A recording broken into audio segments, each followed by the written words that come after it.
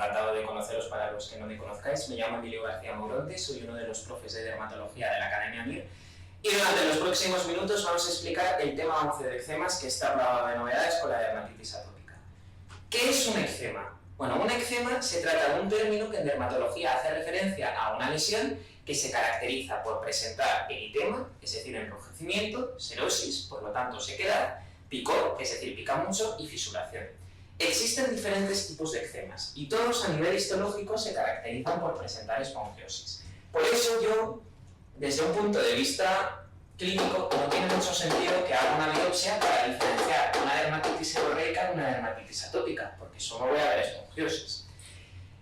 Hay muchos tipos de eczema. En este caso, en la foto lo que estaríamos viendo es un eczema serodérmico, también conocido como eczema craquelé, agrietado en francés. Este caso es ancianos, generalmente, que tienen la piel, perdonadme la expresión, pero más seca que la mojama, y por lo tanto al final lo que acaba haciendo es irritarse. Y el problema es que se produce la aparición de placas lineales que se disponen generando como terrones de piel. Recuerda mucho al suelo de los pantanos cuando se secan.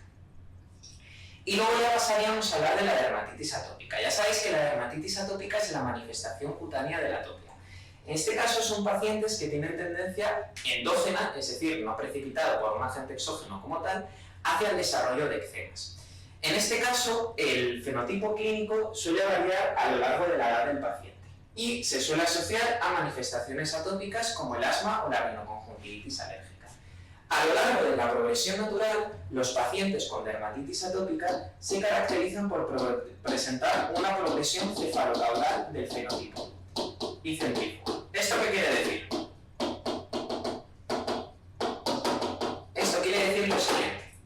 Primero, cuando tenemos un lactante, la afectación generalmente suele estar localizada a nivel de la cara y típicamente suele respetar el surco nasogeniano, lo que lo diferencia de la dermatitis seborreica.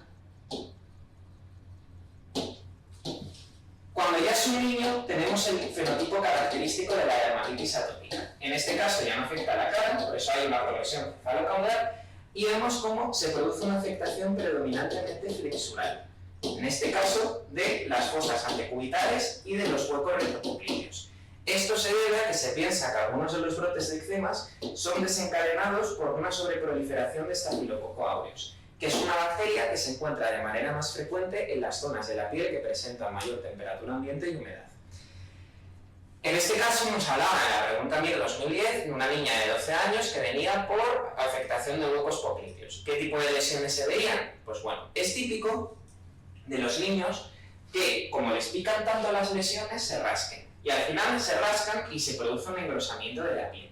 Y el engrosamiento de la piel, desde un punto de vista técnico, se llama liquenificación. ¿Qué es lo que sucede con los adultos cuando ya hay más progresión cefalocaudal? Pues que en este caso pueden tener afectación de flexuras, es lógico, pero sobre todo lo que van a tener es mucha afectación de manos, ¿vale? Y mucha liquenificación.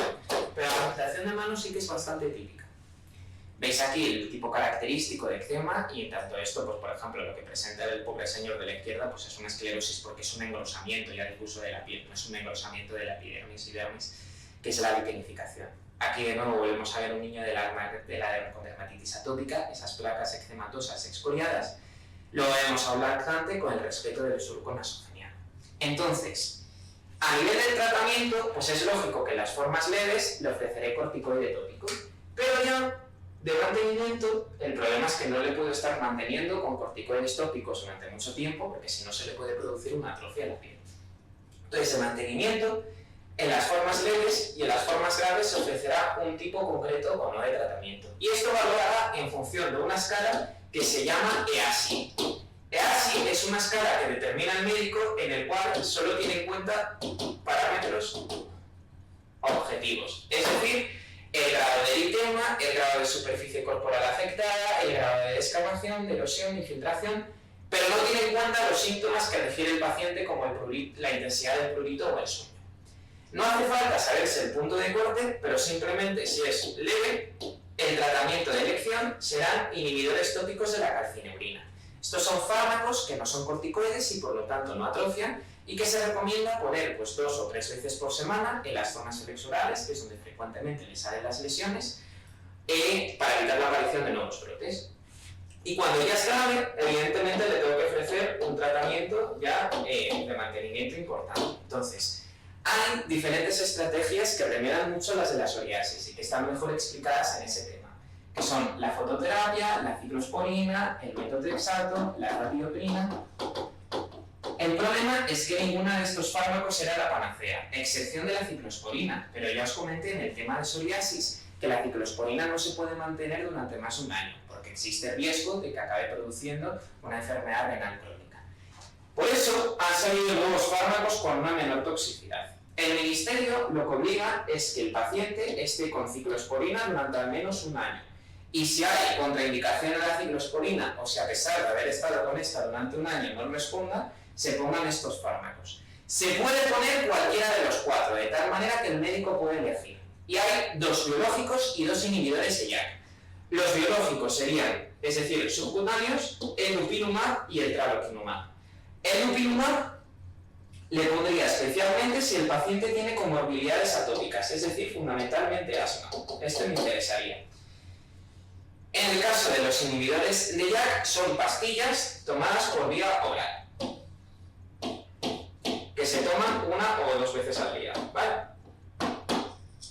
Ventaja de los biológicos, que estos producen una inactivación de la vía TH2, es decir, preserva la vía TH1, que es la que nos protege de las infecciones por virus y micobacterias, por lo tanto no inmunodeprimen mucho, a pesar de que al final se les acaba haciendo el estudio igual que cualquier otro biológico.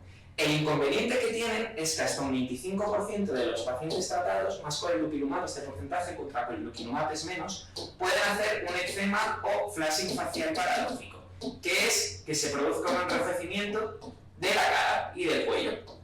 Esto se ha asociado a diferentes cuestiones, a dermatitis alérgicas de contacto que habían pasado desapercibidas hasta entonces, sobre proliferación de malacesia, una reacción psoriasiforme. Lo único que lo resuelve, se ha intentado de todo, lo único que lo resuelve es el paso del tiempo. Los inhibidores de JAK, el problema es que a lo mejor inmunodeprimen un poquito más, pero sí que es cierto que como el paciente con dermatitis atópica tiene menos comorbilidades, se suele tolerar relativamente bien, ¿vale? El último en ser aprobado fue abrocitinib, ¿vale? Aquí tendríamos un paciente en el cual nos ponen que tratamiento que nunca deberíamos poner son los antihistamínicos tópicos, porque producen reacciones fotoalérgicas, es decir, que si me expongo al sol me puede salir un eczema donde me he puesto el antihistamínico. Luego simplemente tenemos que saber de la dermatitis seborreica, que es una reacción eczematosa que aparece de forma paradójica en algunos hospedadores frente a las levaduras del género Malassezia. Y es muy típico que afecta a las áreas seborreicas, que son la zona de la cabeza, la mítica caspa, los surcos nasogenianos, muy característico para mí es de lo poco que afecta a los surcos nasogenianos, los surcos supraciliares y la región centrotorácica. Es la dermatosis eritematosa infecciosa más frecuente del VIH y quizá habría que sospecharlo en pacientes que tengan una dermatitis seborreica muy florida o muy exuberante, pero de ahí hacer una serología de VIH a todo paciente con dermatitis seborreica pues no está recogido en las guías y es un poco barbaridad. La dermatitis seborreica se preguntó en el enunciado en el MIR 2020, en el cual nos ponían un exantema en un niño, un lactante de 20 meses, con una escamación amarillenta, untuosa, muy típica de la dermatitis seborreica de aplicación del surco nasogeniano, pero fueron tan inteligentes de poner una foto de dermatitis atópica. Así que, como hubo una incongruencia entre enunciado e imagen, se acabó anulando la pregunta. Y con esto habríamos terminado los eczemas. Importante saber que si una dermatitis atópica es grave, se le puede ofrecer tratamiento biológico con inhibidores de la vía de la interleucina 4-13, que hay que sabérselos, ¿vale? Que serían dupilumab o tralokinumab, e inhibidores de JAK, que serían el otro tipo de fármacos por vía oral, inmunodeprimen un poquito más, upadacitinib, abrocitinib y paricitinib, ¿vale? Y con esto habríamos terminado el tema. Ánimo por el estudio.